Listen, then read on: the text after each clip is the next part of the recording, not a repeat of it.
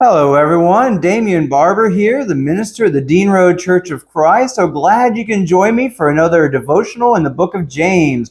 Today we're in James chapter 4, verses 11 through 12, as James deals with the issues of judging our brothers and sisters. And so let's go ahead and get right on into James chapter 4, verse 11. Do not speak evil against one another, brothers. The one who speaks against a brother or judges his brother speaks evil against the law and judges the law. But if you judge the law, you are not a doer of the law, but a judge. There is only one lawgiver and judge, he who is able to save and to destroy. But who are you to judge your neighbor? Now, judging is a difficult concept to understand properly in the Bible. The Bible tells us that we are to judge others in certain ways, and it also tells us that we are not to judge. We are supposed to judge actions and let Christians know when they are doing something that is sinful and endangers their soul. Likewise, we are to judge non-Christians as needing Jesus to forgive them, as all need Christ and able to have forgiveness. We are also supposed to judge if someone is a bad influence on us as to whether we should distance ourselves from their influence.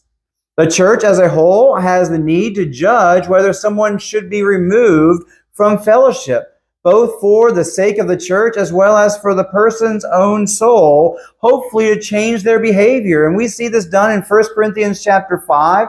In 2 Corinthians, it seems that same person came back and Paul's exhorting them to accept him back fully as a brother again. And so we have this idea of having to discipline a brother by distancing ourselves from them if they're living in rebellion, if they're living in sin.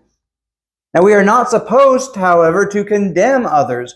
We are not a judge in the sense of the person who passes out sentences upon others. We cannot tell someone that they are going to hell. And we can tell them that their behaviors are improper, that the Bible speaks against those things, and warn them that could be the eternal consequence for their actions if they continue that way. But ultimately, it's up to God to be the one to sentence them.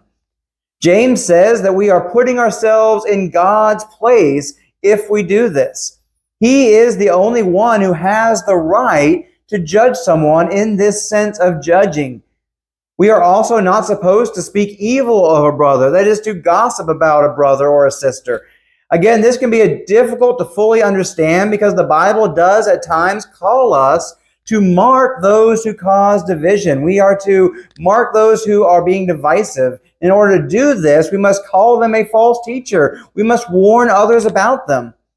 So like many things, our motivation is going to come into whether we are properly judging and properly speaking about when people are doing the wrong thing. And so are we trying to make ourselves look better by comparison? Well, this is a bad form of judgment here. Our motivation for this is in the wrong place. Now, are we motivated by love to help someone to be better? Well, then that's a good motivation there. That shows that we have the proper idea there. Are we being mean-spirited and trying to tear someone down? Well, then that's a bad motivation right there and shows that we have the wrong heart in the matter.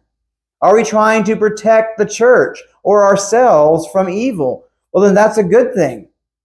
And so we need to realize that as we are doing a certain degree of judging what people are doing in order to be able to help them as well as to help ourselves in the church, we need to make sure that we have that right motivation, that we are doing it in a spirit of gentleness, as Galatians chapter 6 tells us, and that we have the right mindset and that we are being careful for ourselves, that we are not being led into the temptation to have kind of this arrogant kind of attitude or be led into sin ourselves in other ways. And so we need to make sure that our attitudes are right, our motivation is right, and that we are showing love to others as we are trying to lead them onto the right path.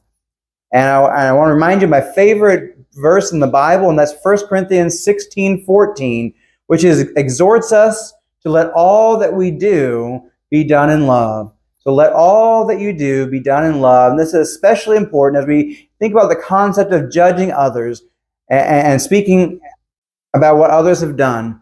And we need to make sure that our motivation is right in that sense, and that we are trying to bring them back to God, and that we're doing it in a loving manner.